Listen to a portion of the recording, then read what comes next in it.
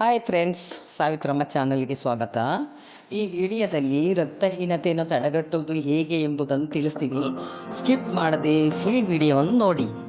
ಮನುಷ್ಯನ ದೇಹದಲ್ಲಿ ಪರ್ಸೆಂಟ್ ಎಷ್ಟು ಇರಬೇಕು ಅಂದರೆ, ಮಹಿಳೆಯರಿಗಾದರೆ 10ರಿಂದ 15 ಇರಬೇಕು, ಗಂಡಸರಿಗಾದರೆ 12ರಿಂದ 17 ಗ್ರಾಮ್ ಇರಬೇಕಾಗ್ತದೆ.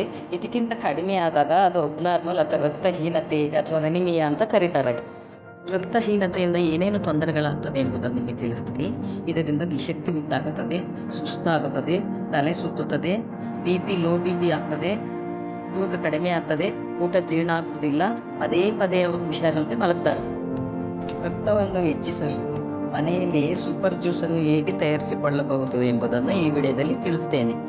ಒಂದು ಇಡೀ ಕರಿಬೇವಿನ ಸೊಪ್ಪನ್ನು ತೆಗೆದುಕೊಂಡು ಅದನ್ನು ಚೆನ್ನಾಗಿ ತೊಳೆದು ಮಿಕ್ಸಿಯಲ್ಲಿ ಹಾಕಿ ಚೆನ್ನಾಗಿ ರುಬ್ಬಿ ಪೇಸ್ಟ್ ಮಾಡಿಕೊಳ್ಳಬೇಕು.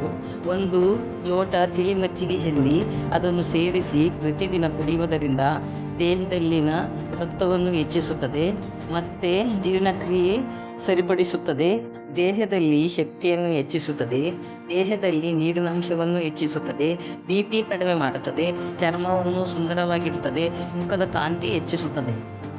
ಮೀಡಿಯಂ ಸೈಜ್ 2 ಬೀಟ್ರೂಟನ್ನು ತೆಗೆದುಕೊಳ್ಳಿ.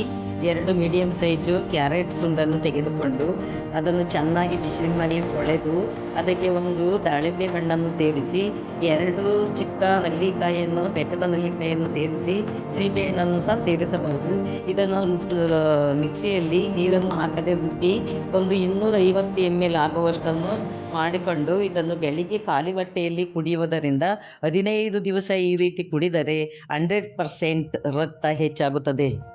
ಇದರ ಜೊತೆಗೆ ನೀವು ಹೆಚ್ಚು ಪಾಲಿಶ್ ಮಾಡಿರುವ ಬಿಳಿ ಅಕ್ಕಿಯನ್ನು ತಿನ್ನದೆ ಸಿರಿಧಾನ್ಯವನ್ನು ಉಪಯೋಗಿಸಬೇಕು.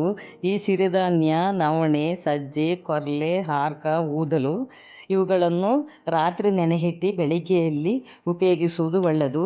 ಇದರಿಂದ ರೊಟ್ಟಿ, ಇಡ್ಲಿ, ಅನ್ನ ಮಾಡಿ ತಿನ್ನುವುದು ಒಳ್ಳೆಯದು. ಇದರಲ್ಲಿ ಹೆಚ್ಚಾಗಿ ಪ್ರೋಟೀನ್, ವಿಟಮಿನ್, ಫೈಬರ್, ಮಿನರಲ್ ಇರುತ್ತದೆ ಹಾಗೂ amino acid, vitamin B, E ಇಂದಲೂ ಸಹ ಕೂಡಿದೆ. ಅದರಿಂದ ಈ ಸಿರಿಧಾನ್ಯ ತಿನ್ನುವುದರಿಂದ ಯಾವುದೇ ರೋಗಗಳು, ಶುಗರ್, ಬಿ ಪಿ ಇಂಥ ರೋಗಗಳನ್ನು ಸಹ ತಡೆಗಟ್ಟಬಹುದು, ಆರೋಗ್ಯವನ್ನು ಕಾಪಾಡಿ.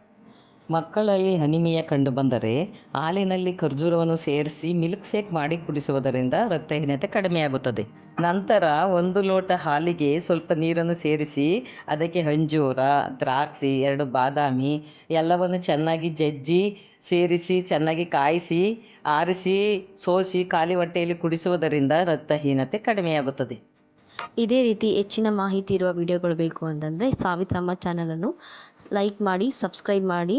ಕಮೆಂಟ್ನಲ್ಲಿ ನಿಮ್ಗೆ ಯಾವ್ದಾರ ಹೊಸ ರೀತಿ ವಿಡಿಯೋಗಳು ಬೇಕು ಅಂದರೆ ಕಮೆಂಟ್ನ ಕೂಡ ಮಾಡ್ಬೋದು. ಧನ್ಯವಾದಗಳು.